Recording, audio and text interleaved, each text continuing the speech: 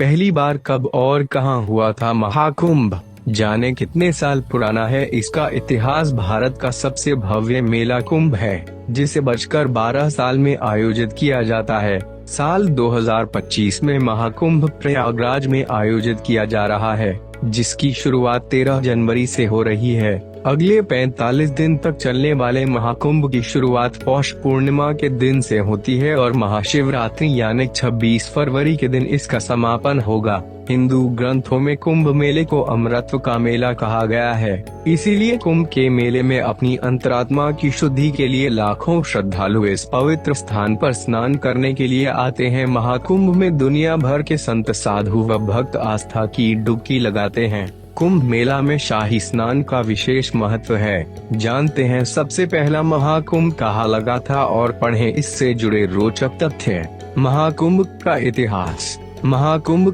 का इतिहास बहुत पुराना है। कुछ ग्रंथों के अनुसार ऐसा माना गया है कि सतयुग में पहला कुंभ का मेला आयोजित हुआ था, जिसकी शुरुआत शंकराचार्य ने की थी। वहीं कुछ का मानना है कि समुद्र मंथन के बाद कुंभ मेले की शुरुआत हुई थी। इसके बारे में विस्तार से जानकारी नहीं मिलती। विद्वानों की माने तो कुंभ की परंपरा हजारों साल पुरानी है। महाकुंभ का ऐतिहासिक उल्लेख प्राचीन शिलालेखों से भी मिलता है।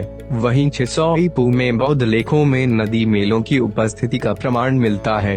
कैसे हुई थी महाकुंभ की शुरुआत? समुद्र मंथन के समय जब देवता और राक्षस अमृत कलश के लिए युद्ध कर रहे थे, तो इंद्र भगवान के पुत्र जयंत अमृत कलश लेकर भाग गए। राक्षस भी उनके पीछे कलश को लेने के लिए भागे। इस दौरान राक्षस और देवताओं में युद्ध हुआ। जयंत जब अमृत कलश लेकर भागे तो अमृत कलश से कुछ बूंदें इन 4 स्थानों पर गिरी जहां आज के समय में महाकुंभ का आयोजन होता है। प्रयागराज, उज्जैन, नासिक, हरिद्वार पर तभी से कुंभ मेला आयोजित किया जाता है।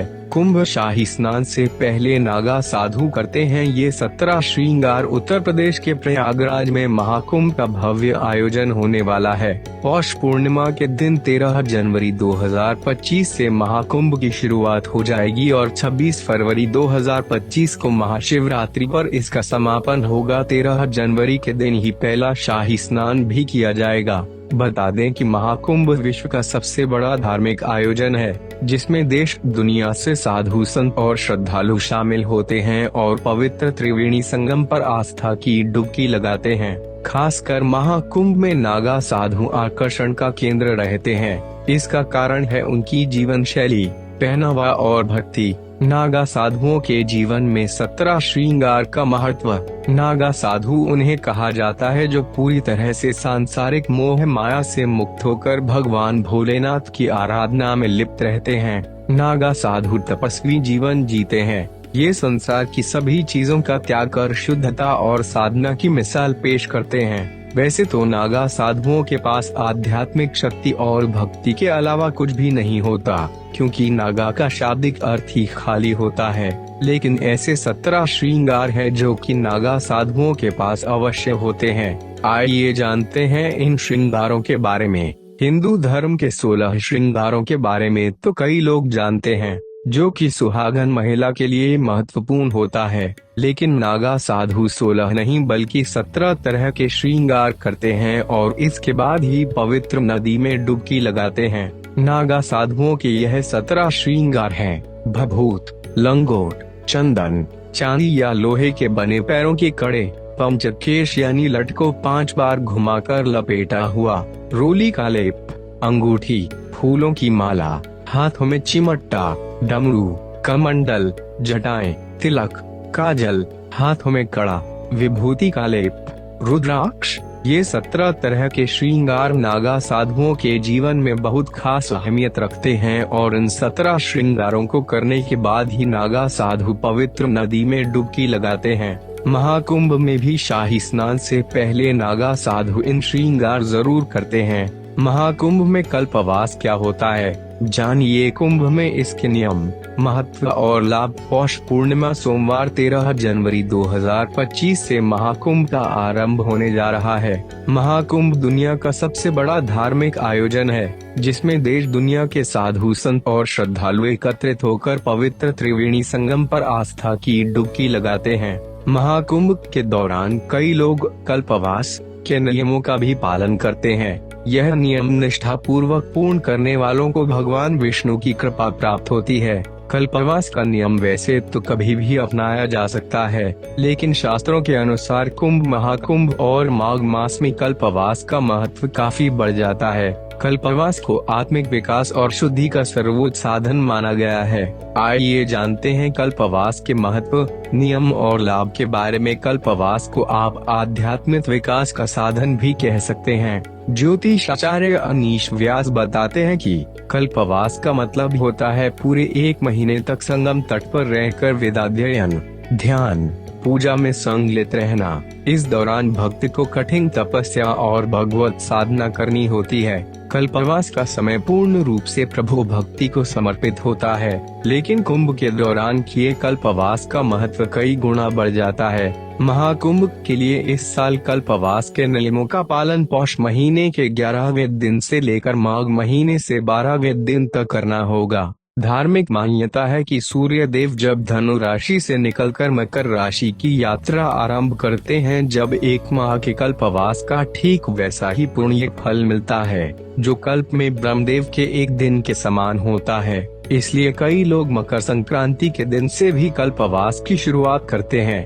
पूरे माघ महीने में संगम पर निवास कर तप, साधना, पूजन, अनुष्ठान को ही कल्पवास कहा जाता है। इस साल 2025 में महाकुंभ के साथ ही कल्पवास का भी आरंभ हो जाएगा। पौष पूर्णिमा के स्नान के साथ 13 जनवरी को जहां महाकुंभ मेले की भव्य शुरुआत होगी और इसी दिन से कल्पवास भी शुरू होगा। कल्पवास पूरे 1 महीने तक चलता है। इस दौरान साधक संगम तट पर रहते हुए कल्पवास के नियमों का निष्ठा पूर्वक पालन करते हैं और साथ ही साथ ज्ञान, सत्संग और साधु महात्माओं की संगति का लाभ उठाते हैं। कल्पवास के नियम बहुत कठोर होते हैं। कल्पवास करने वाले को श्वेत या पीले रंग का वस्त्र पहनना होता है। कल्पवास की सबसे कम अवधि 1 रात होती है। इसके साथ ही इसकी अवधि 3 रात, 3 महीने, 6 महीने, 6 साल, 12 साल या जीवन भर भी होती है। पद्म पुराण में महर्षि दत्तात्रेय द्वारा वर्णित कल्पवास के 21 नियम बताए गए हैं। जो व्यक्ति 45 दिनों तक कल्पवास करता है, उन्हें इन पूरे 21 नियमों का पालन करना अनिवार्य होता है। यह 21 नियम इस प्रकार हैं: सत्यवचन, अहिंसा, इंद्रियों पर नियंत्रण रखना, सभी प्राणियों पर दया भाव रखना, ब्रह्मचर्य का पालन करना, व्यसनों से दूर रहना, ब्रह्म मुहूर्त में जागना, नियमित 3 बार पवित्र नदी में स्नान करना, त्रिकाल संध्या का ध्यान करना, पितरों के लिए पिंडदान, दान, अंतर्मुखी जाप, सत्संग, संकल्पित क्षेत्र से बाहर न जाना, किसी की भी निंदा न करना, साधु संन्यासियों की सेवा, जप और कीर्तन, एक समय भोजन ग्रहण करना, भूमि पर सोना, अग्नि सेवन न करना, देव पूजन करना। कल्पवास के इन 21 नियमों में ब्रह्मचर्य, व्रत, उपवास, देव पूजन, सत्संग और दान को सबसे अधिक महत्वपूर्ण बताया गया है। जो व्यक्ति श्रद्धा और निष्ठा पूर्वक कल्पवास के नियमों का पालन करता है, उसे इच्छित फल की प्राप्ति होने के साथ ही जन्मांतर के बंधनों से मुक्ति मिल जाती है। महाभारत के अनुसार माघ महीने में किया गया कल्पवास उतना ही पुण्य होता है जितना 100 वर्षों तक बिना अन्न ग्रहण किए तपस्या करना। कल्पवास के नियमों का पालन करने वाले को भगवान विष्णु की विशेष कृपा प्राप्त होती है और जीवन में सुख, समृद्धि, सौभाग्य और सकारात्मकता का निवास होता है।